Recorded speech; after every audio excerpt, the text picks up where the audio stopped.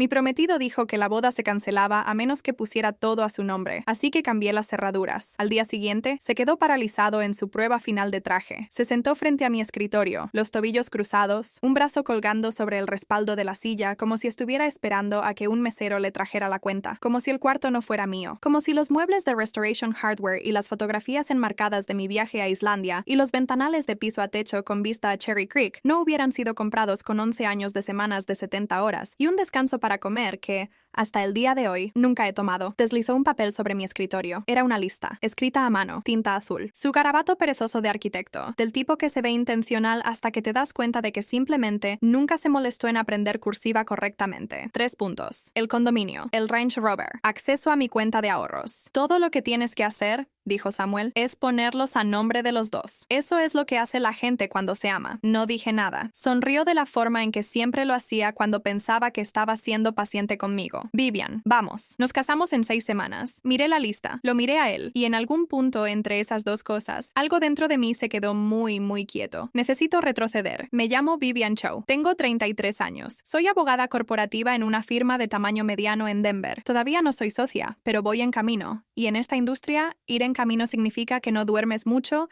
y no te disculpas por eso. Me especializo en protección de bienes, estructuración de negocios y lo que mis colegas llaman caritativamente medicina de divorcio financiero, lo cual significa que paso una parte considerable de mi vida profesional ayudando a la gente a recuperar lo que otras personas intentaron quitarles. La ironía no se me escapa. No se me escapó entonces. Definitivamente no se me escapa ahora. Compré el condominio en Cherry Creek cuando tenía 29 años. Después de mi tercer año en la firma, 78 metros cuadrados de concreto expuesto y ventanales orientados al sur, y un administrador de edificio llamado Pedro, que dejó una botella de Moet en la unidad el día del cierre, con una tarjeta que decía, «Lo lograste, mija». Lo pagué 2 años antes de lo programado, porque tengo un problema con las hojas de cálculo y una incapacidad para cargar deudas que no tengo que cargar. El Range Rover, un Sport 2022 en azul portofino, porque tengo buen gusto y lo trabajé, llegó al año siguiente. En efectivo. Mis ahorros estaban justo por debajo de los $190,000 la mañana en que Samuel me entregó esa lista. Samuel Reyes tenía 36 años. Era fotógrafo comercial independiente con un portafolio que genuinamente admiraba, una risa que podía llenar una habitación y una forma de hacerte sentir, cuando ponía toda su atención en ti, como si fueras la única persona que alguna vez hubiera dicho algo digno de escucharse. Lo conocí en la inauguración de una galería hace 21 meses. Él estaba fotografiando el evento. Yo estaba ahí representando a un cliente. Me fotografió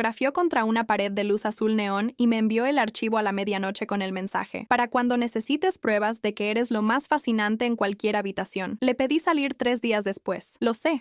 Salimos durante 13 meses antes de que yo le propusiera matrimonio. ¿Sí? Yo le propuse. Compré el anillo yo misma. Un zafiro con montura personalizada de un joyero en Boulder. $8,400, porque sabía lo que quería. Y no espero a que otras personas me lo den. Dijo que sí en un sendero de senderismo cerca de Estes Park. Y lloré. Algo que casi nunca hago, y sostuvo mi cara entre sus manos y dijo, «Eres todo». Lo digo en serio. Publicó el anuncio del compromiso en Instagram 48 horas después. La descripción decía, «Acabo de encontrar mi hogar para siempre. No persona para siempre, hogar para siempre». Recuerdo verlo y sentir algo atorarse en mi pecho, un pequeño gancho frío. Me dije a mí misma que estaba proyectando. Me dije que era solo la manera en que lo había escrito. Me dije que los hombres que crecieron sin estabilidad a veces hablan de las personas como lugares, como permanencia, y que no significa lo que suena. Me dije muchas cosas. La primera señal real llegó al 4.º mes del compromiso, cuando Samuel mencionó, casualmente, durante una cena en el lugar tailandés en Larimer, que su última relación de largo plazo había terminado porque él no estaba en una posición financiera para hacer que las cosas funcionaran. Ella quería cosas que yo todavía no podía darle, dijo. No estaba lo suficientemente establecido. ¿Qué pasó?, pregunté. Se fue. Conoció a alguien mayor, más rico. Se encogió de hombros. Probablemente fue lo mejor. Ella merecía a alguien que pudiera darle lo que necesitaba. Lo dijo perfectamente.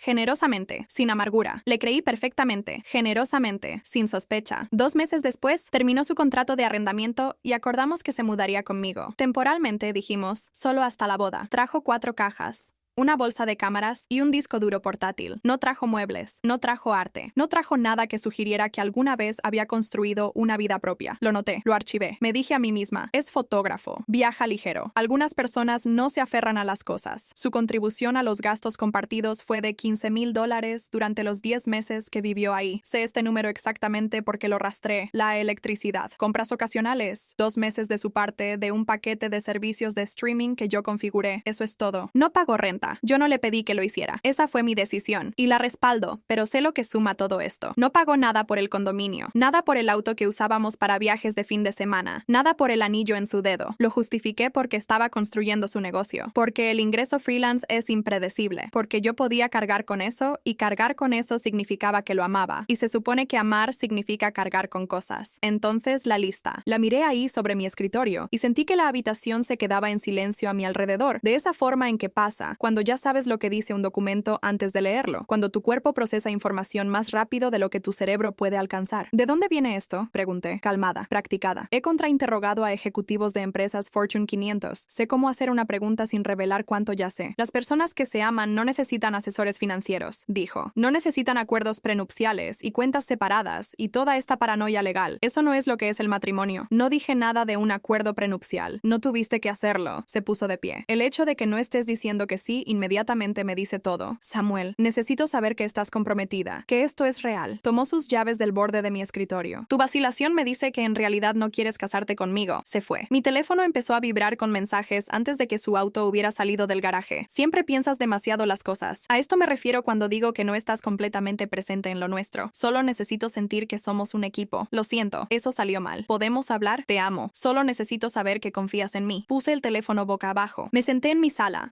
y me permití sentirlo realmente. No la ira, todavía no. El reconocimiento, ese ciclo de tira y afloja. La demanda seguida de culpa seguida de disculpa, seguida de la siguiente demanda, el encuadre, mi vacilación como fracaso, mi cautela como retener, mi entrenamiento legal como paranoia. Había visto esto antes, no en mi propia vida, en la vida de mis clientes, en declaraciones y audiencias de conciliación, y en la rabia callada y controlada de personas que se sentaban frente a mí y decían, no entiendo cómo no lo vi antes. Me quedé con ese pensamiento durante mucho tiempo. Después de la lista, el ciclo de culpa corrió en una rotación de 10 a 14 días que solo reconocí en retrospectiva. El patrón era presión, retirada, reingreso, calidez, presión, como una marea, como un sistema. Regresó la tarde siguiente con flores, dalias, porque había aprendido temprano que yo prefería algo estructural sobre algo aromático, y una disculpa tan precisamente calibrada que casi no noté lo que estaba haciendo. No se disculpó por pedir, se disculpó por cómo lo pidió, se disculpó por el momento. El tono, la forma en que lo dijo, no por el contenido, nunca por el contenido. Solo quiero que nos sintamos como una sola unidad, dijo. ¿Es eso tan loco? No, dije, porque no lo es. No es una locura querer sentirse unificado. Esa es la parte del pedido que era legítima. Esa es la parte que fue diseñada para ser legítima, algo real, envuelto alrededor de algo falso, para que declinar todo el paquete te hiciera parecer que estabas rechazando lo real. Había escrito informes sobre esta táctica, en casos de fraude financiero, en disputas de patrimonios. Empaquetas una petición razonable con una irrazonable y haces que el objetivo sienta que rechazar la parte irrazonable también significa rechazar la razonable. Se llama anclaje. No es sutil una vez que sabes cómo se ve. No lo había visto cuando estaba dirigido hacia mí. O lo había visto y le había puesto otro nombre. ¿Podemos simplemente hablarlo más?, dije. No estoy diciendo que no. Estoy diciendo que hablemos. Claro que sí, dijo. Cálido otra vez. Dalias en mi mesa. Mano en mi hombro. Todo normal. Todo bien. Excepto que 3 días después, sin que se lo pidiera, me preguntó cuál era mi número de cuenta en la cooperativa de crédito. Para la cuenta de gastos compartidos, dijo. Para poder configurar transferencias automáticas. No tenemos una cuenta de gastos compartidos, dije. Una pausa. Deberíamos tenerla. Abrí la página del banco en mi teléfono y le dije que investigaría opciones. Nunca lo hice. No lo mencionó de nuevo. No esa semana, tampoco la siguiente, pero lo agregué a un registro mental que no sabía que estaba llevando, el de las cosas que no calzaban del todo bien, las cosas que seguía diciéndome a mí misma que no eran nada. El registro se estaba volviendo pesado. Regresó 2 noches después con su amigo Marcus. Yo apenas había salido de una mediación de 12 horas sobre una disputa de bienes raíces comerciales que había estado amenazando con ir a juicio durante 18 meses. Me dolían los pies, me dolían los ojos. Tenía una copa de Borgoña respirando en la barra y un plan muy específico que involucraba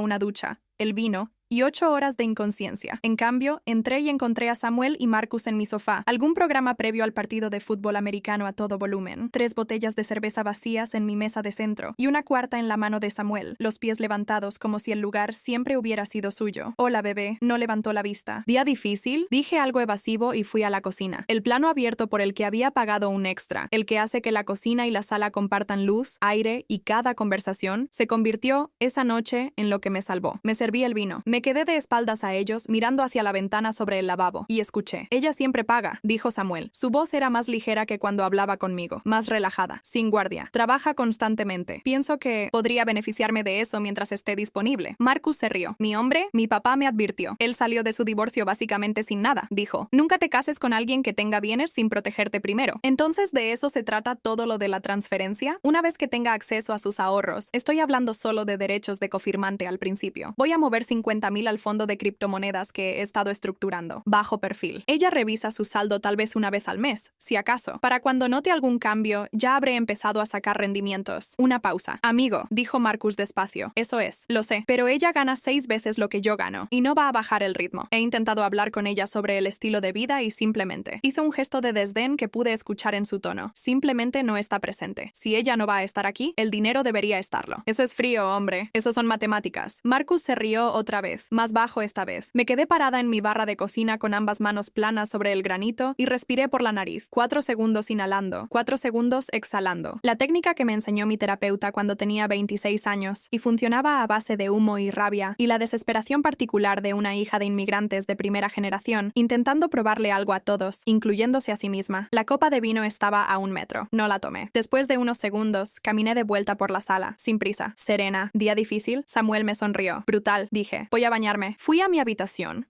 Cerré la puerta y me senté en el borde de la cama. Mis manos estaban completamente firmes. Esa fue la parte que más me sorprendió. Había cometido un error crítico. Había planeado todo esto. La lista. El ciclo de culpa, el acceso como cofirmante, la transferencia de $50,000, mientras vivía en la casa de una abogada corporativa que había pasado 11 años aprendiendo a identificar fraude financiero, documentar ocultamiento de bienes y construir un caso probatorio que sobreviviría el proceso de descubrimiento. Había asumido que, porque yo lo amaba, era blanda. Había confundido la calidez con debilidad. No volvería a cometer ese error. Para las 6:00 a.m. de la mañana siguiente, ya había cambiado cada contraseña, cada cuenta, cada pregunta de seguridad, cada dispositivo vinculado. Revoqué su acceso al calendario compartido. Lo eliminé de mi contacto de emergencia en el sistema interno de recursos humanos de la firma. Llamé a Pedro, el administrador de mi edificio, e hice que se reuniera con un cerrajero a las 7:30 a.m. para reemplazar el cerrojo, la cadena secundaria y el control del garaje. ¿Está bien, señorita Chow?, preguntó Pedro. Voy llegando ahí, dije. Armé 2 hojas de cálculo. La primera, un inventario completo de bienes previos a la relación. Cada saldo de cuenta, cada fecha de compra, cada documento de título, cada pago de hipoteca. Todo lo que poseía antes de que Samuel Reyes entrara en mi vida. Documentado hasta el dólar. Cruzado con estados de cuenta y registros del condado. Llegando ahí, dije. Armé 2 hojas de cálculo. La primera, un inventario completo de bienes previos a la relación. Cada saldo de cuenta, cada fecha de compra, cada documento de título, cada pago de hipoteca. Todo lo que poseía antes de que Samuel Reyes entrara en mi vida. Documentado hasta el dólar. Cruzado con estados de cuenta y registros del condado. La segunda, un registro de transacciones de sus contribuciones desde que se mudó. $15,420. Cada centavo. Fotografié cada habitación del condominio. Documenté cada mueble, cada aparato, cada obra de arte, con fecha y ubicación. Compilé todo en una sola carpeta encriptada y la envié por correo a 2 lugares. Mi abogada personal, Margaret Osei Bonsu, 14 años ejerciendo derecho familiar y de bienes, la persona a quien llamo cuando necesito a alguien que no se guarda nada, y mi mejor amiga Rachel Kim, quien es contadora forense y quien, cuando le expliqué lo que había pasado, dijo 3 palabras antes de que yo hubiera terminado. Cuentas conmigo. Entonces llamé a Douglas. Douglas Fairchild dirige una boutique de ropa de caballeros en el distrito de compras de Cherry Creek North. Había encargado el traje de novio de Samuel ahí hace 4 meses. Un 2 piezas gris carbón de Tom Ford con un sutil patrón de ventana en azul marino de un solo botón, hecho a medida en 3 citas distintas. Pagué $5,000 en su totalidad al momento del encargo. La prueba final estaba programada para el lunes por la tarde a las 2:00 p.m. Douglas, dije, la boda se cancela. Me gustaría hablar sobre el traje. Una breve pausa. ¿Cómo puedo ayudarla, Vivian? Me gustaría que se done. ¿Tiene alguna relación con organizaciones de veteranos en la zona? Otra pausa, más larga esta vez. Cuando volvió a hablar, su voz había cambiado. Todavía profesional, pero más cálida. Nos asociamos con un programa a través de la DAB. Ayudan a los veteranos a reincorporarse a la fuerza laboral. Entrevistas. Presentación profesional. Perfecto, dije. dije. ¿Hay alguien actualmente en el programa que pudiera necesitar un traje a la medida? Aproximadamente talla 42 regular. Haré algunas llamadas, dijo Douglas. Esto es algo muy bondadoso que está haciendo. Es algo muy sensato, dije. El traje ya estaba pagado. Bien podría ir hacia alguien que se lo ha ganado. El domingo por la tarde, manejé a una tienda de mejoras para el hogar y compré 4 contenedores de plástico idénticos. Empaqué las pertenencias de Samuel yo misma, no con enojo, no con descuido, metódicamente. Su ropa, doblada, su equipo de cámara, envuelto, sus artículos de aseo en una bolsa sellada, sus cables de carga enrollados y etiquetados, su copia de la llave encima del último contenedor. Apilé todo en el espacio de estacionamiento 23, mi espacio extra, y lo cubrí con una lona. Entonces abrí un nuevo hilo de mensajes y escribí uno solo. Tienes razón, me he dado cuenta de que tenemos definiciones fundamentalmente distintas de lo que significa ser pareja. La boda está cancelada, tus pertenencias están en el espacio 23 cubiertas, las cerraduras están cambiadas. Por favor, recógelas antes del mediodía del lunes. Apagué mi teléfono. Rachel ya estaba esperando en el garaje. Tenía un termo de café, una hielera de bocadillos para el camino, y esa expresión que ha tenido desde que éramos compañeras de estudio en la Facultad de Derecho, la que dice: ya sé todo y no voy a hacer que me lo expliques 2 veces. Manejamos hacia las montañas. Hablamos durante como 1 hora y luego no hablamos en absoluto. Simplemente nos sentamos con las ventanas abajo en un mirador arriba de la línea de árboles y dejé que el aire frío hiciera lo que hace el aire frío en la altitud, despojar todo hasta lo que realmente está ahí. Sentí duelo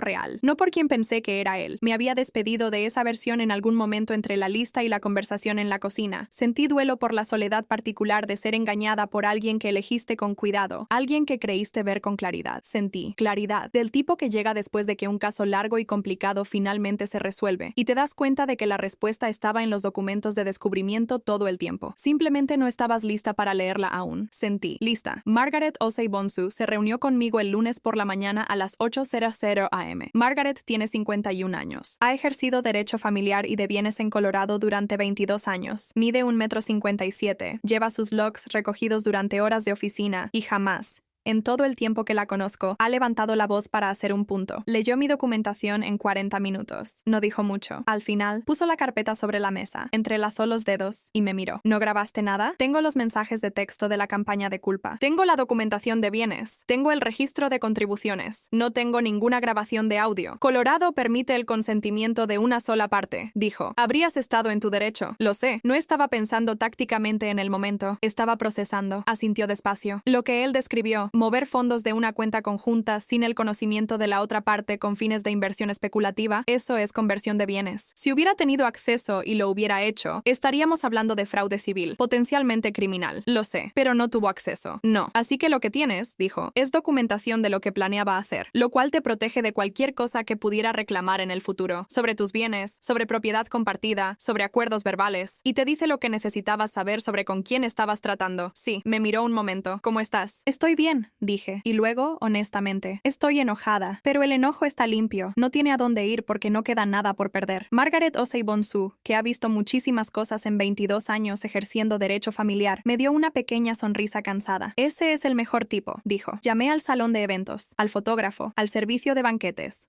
a la florería, al cuarteto de cuerdas, $23,400 en cuotas de cancelación, depósitos perdidos, penalizaciones de proveedores absorbidas. Los distribuí en 2 ciclos de facturación y los anoté en un registro personal bajo la categoría que etiqueté costo de la información. $23,000 es lo que me costó descubrir, 6 semanas antes de una boda, que estaba comprometida con un hombre que me veía como una inversión de infraestructura. $50,000 es lo que planeaba quitarme dentro del primer año de nuestro matrimonio. Las matemáticas no son complicadas. Estaba estacionada al otro lado de la calle de la boutique de Douglas a la 1:45 p.m. del lunes. Tenía un café. Tenía mis lentes de sol. Tenía esa quietud particular que se asienta sobre mí cuando algo ya está hecho, y la única tarea que queda es observarlo aterrizar. Samuel llegó a las 2:03. Entró de la forma en que siempre entraba a las habitaciones que consideraba suyas, sin prisa, un poco posesivo, una sonrisa calentándose por adelantado para quien fuera que estuviera a punto de encantar. Tenía las manos en los bolsillos de su chaqueta. Se veía bien, siempre se veía bien. Ese nunca fue el problema. Estuvo ahí dentro 6 minutos. Los conté. Cuando se abrió la puerta, no estaba sonriendo. Su cara tenía un tono que nunca había visto en él. No ira, todavía no. Algo debajo de la ira. La expresión de una persona que acaba de encontrar una pared donde estaba absolutamente segura de que había una puerta. Detrás de él, un hombre salió a la luz de la tarde, 40 y tantos, tal vez 50. Militar en su postura de esa forma que nunca se va del todo, espalda recta, barbilla nivelada, peso distribuido uniformemente en ambos pies, canas en las sienes, un rostro firme y callado. Llevaba puesto el traje gris carbón de Tom Ford. Le quedaba de la forma en que la ropa hecha a la medida queda cuando ha sido correctamente ajustada, como si siempre hubiera sido suyo. Los hombros caían limpios. La caída era correcta. Se quedó de pie bajo el sol afuera de la boutique y se tocó una solapa con 2 dedos, no con vanidad, no actuando, solo notando, haciendo inventario de algo que se sentía quizás desconocido. Se giró levemente para ver cómo le quedaba desde otro ángulo en el reflejo del escaparate. Entonces se enderezó. Samuel se dio la vuelta. No sé qué esperaba ver. Una bolsa para trajes, tal vez. Un reembolso. Douglas con una disculpa y una explicación. Lo que vio fue a un desconocido usando el traje que él no había pagado, parado más erguido en él de lo que Samuel jamás había estado. Ese es mi traje. Su voz llegó al otro lado de la calle. La escuché a través de mi ventana cerrada. Douglas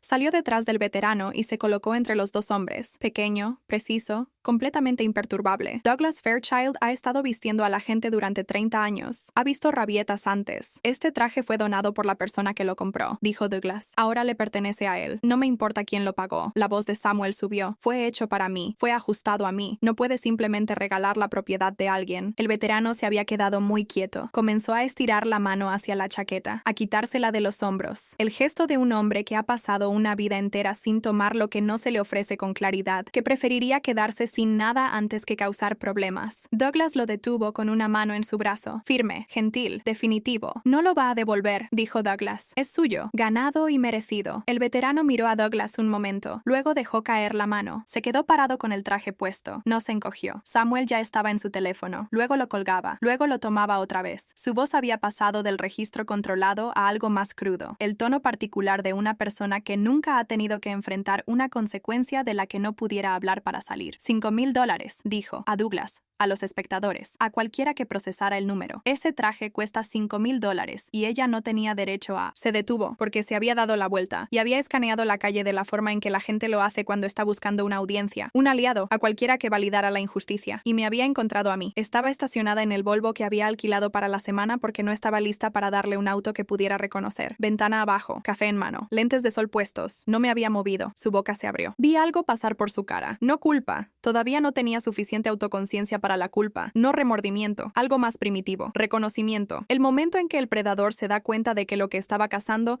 nunca fue presa en absoluto. 3 teléfonos lo estaban grabando. El veterano con el traje gris carbón de Tom Ford estaba de pie bajo el sol detrás de él, quieto y erguido, usando algo que le había dado un desconocido, que había decidido que si el traje iba a estar puesto en el cuerpo de alguien, bien podría estar en el correcto. Samuel me miró durante mucho tiempo, le devolví la mirada, y no le di absolutamente nada, ni ira, ni satisfacción, ni el alivio de una reacción. Levanté mi taza de café ligeramente. Entonces puse el Volvo en marcha y me incorporé al tráfico. Rachel me llamó esa noche. 300,000 vistas. Dijo, ¿qué? Alguien publicó el video. Hay 3, en realidad, distintos ángulos. Está gritándole a un veterano por un traje frente a una boutique en Cherry Creek. Hizo una pausa. No es bueno para él. Me quedé con eso un momento. No planeé esa parte, dije. Lo sé, dijo. Se planeó sola. Me enteré. Por medio de amigos en común, esa categoría de personas que se comunican con la neutralidad justa y suficiente para ser conductos de información sin técnicamente tomar partido, que Samuel pasó la noche del lunes intentando llamarme desde 4 números distintos, que se apareció en mi edificio y Pedro lo rechazó en el intercomunicador con ese tipo de eficiencia neutral que solo alguien que ha administrado edificios residenciales durante 20 años puede producir, que llamó a mi madre, quien le dijo, con una cortesía que era glacialmente fría, que no tenía información que compartir y le deseó lo mejor. Me enteré de que publicó algo en Instagram el lunes por la noche, vago y agraviado, del tipo de publicación diseñada para señalar una injusticia sin nombrarla. Una fotografía de un gancho de traje vacío con la descripción, algunas pérdidas no son sobre lo que perdiste, son sobre lo que te quitaron. Lo borró 6 horas después, presumiblemente después de que alguien le explicara que los videos ya estaban circulando y que la publicación no estaba ayudando a su narrativa. No vi los videos directamente durante 2 días. Rachel me envió los enlaces. Eventualmente, hubo 4 grabaciones distintas, tomadas desde diferentes ángulos, diferentes teléfonos, diferentes personas que simplemente habían estado caminando frente a una boutique en Cherry Creek y habían sido testigos de un hombre en sus 30 gritándole a un veterano por un traje. El video que ganó más difusión fue un clip de 47 segundos que abría con el veterano, quieto, sereno, tocando la solapa de un traje que le quedaba bien, y cortaba a Samuel con la cara enrojecida, gesticulando, la voz quebrándose en $5,000 como si el número fuera una herida. El veterano no dijo nada en ninguno de los videos, simplemente se quedó ahí, ocupando el traje, no mirando a Samuel, mirando a la distancia media de la forma en que la gente mira cuando ha aprendido a esperar a que pasen tormentas que no causó. Esa fue la parte que le llegó a la gente, no la rabieta de Samuel, el contraste. Para el miércoles, las secciones de comentarios estaban haciendo lo que hacen las secciones de comentarios. Para el jueves, una periodista de un boletín cultural local se contactó con Douglas. Douglas, característicamente, no dijo nada sobre las circunstancias y solo confirmó que el traje había sido donado y que el receptor era un veterano actualmente inscrito en el programa de reincorporación profesional de la DAV. Nombró el programa. Enlazó su página de donaciones en su biografía de Instagram. El programa recibió $42,000 en donaciones durante la siguiente semana. Margaret me llamó el martes por la mañana para avisarme que Samuel había contratado a un abogado que estaba preguntando sobre el anillo de compromiso, mis promesas verbales respecto a las finanzas compartidas y el traje. Margaret Osei-Bonsu, 14 años en derecho. Margaret me llamó el martes por la mañana para avisarme que Samuel había contratado a un abogado que estaba preguntando sobre el anillo de compromiso, mis promesas verbales respecto a las finanzas compartidas y el traje. Margaret Osei-Bonsu, 14 años en Derecho Familiar y de Bienes, explicó pacientemente y sin particular emoción. El anillo era un regalo bajo el Estatuto de Colorado. Los regalos dados en contemplación de matrimonio son recuperables solo cuando el receptor causa la ruptura, y Samuel había causado la ruptura al emitir un ultimátum que yo no tenía ninguna obligación legal ni moral de cumplir. Las finanzas. Sin acuerdo documentado, sin cuenta conjunta, sin bienes mezclados. El traje, comprado enteramente por mí, donado por mí, sin reclamo posible. También mencionó, sin drama, que la conversación que tuve con Rachel inmediatamente después de escuchar a Samuel, que Rachel había documentado de forma contemporánea, en un correo con fecha y hora dirigido a sí misma esa misma noche, constituía corroboración admisible de la intención financiera que él había descrito, no prueba de un crimen que ocurrió, prueba de una intención que no tuvo la oportunidad. Si alguna vez intenta venir por ti por algo, dijo Margaret. Lo tenemos. La consulta se desvaneció en 48 horas. 3 semanas después, recibí una tarjeta, escrita a mano, en papel sencillo, sin dirección de remitente, pero el matasellos era de Denver. Señorita Chu, no sé cómo agradecerle. Tengo una entrevista de trabajo el jueves. He estado fuera 6 años y no pensaba que tuviera algo que me hiciera ver como alguien digno de contratar. Entré a esa boutique esperando una chaqueta de bote de donaciones y salí con algo en lo que puedo pararme derecho. No sé qué le pasó al hombre que estaba gritando. Espero que, sea lo que sea que pasó, haya pasado de forma justa. Cuídese. TW. La leí 2 veces. La doblé. La puse en la pequeña caja de madera en mi escritorio donde guardo las cosas que quiero recordar. Entonces, abrí mi laptop y escribí un cheque de papel real, porque algunas cosas merecen la formalidad, para el programa de reincorporación profesional de la DAV, suficiente para financiar 3 trajes más, 3 entrevistas más, 3 hombres más que habían pasado años en servicio y regresaron a un mundo que no siempre sabe cómo verlos. Escribí en la línea de notas, de alguien que finalmente lo gastó bien. Las ventanas sobre Cherry Creek dan hacia el sureste. Temprano por la mañana, la luz entra plana y dorada y golpea los pisos de concreto vertido en un ángulo que hace que todo el lugar se vea hecho de algo más cálido de lo que en realidad es. Preparé café esta mañana a las 5:47 a.m. Lo hice en el silencio de mi propia cocina, en el condominio que compré a los 29 y pagué antes de tiempo, y me quedé parada junto a la ventana observando a la ciudad regresar a sí misma después de la oscuridad. Pensé en la conversación que pasó en esta cocina mientras yo estaba parada en esta barra. Pensé en la lista, y en lo que me costó, y en lo que me salvó. Pensé en el hombre con el traje gris carbón. Ella siempre paga. Samuel lo había dicho como si fuera una queja disfrazada de cumplido, como si mi capacidad fuera un recurso para explotar en lugar de una vida que se estaba construyendo. Tenía razón. Yo siempre pago, presto atención, pago por adelantado, pago por lo que quiero y trabajo hasta que puedo costearlo y no me disculpo por nada de eso. Él pensó que eso era una ventaja para explotar. Nunca fue una ventaja para explotar. Simplemente era quien soy. Y cuando finalmente miró al otro lado de esa calle y entendió eso, cuando me vio sentada en un auto que no reconocía, tranquila de una forma en que él nunca me había hecho sentir, viéndolo gritarle a un desconocido por una propiedad que nunca fue suya, vio quién había sido yo siempre. La diferencia es que finalmente lo creyó.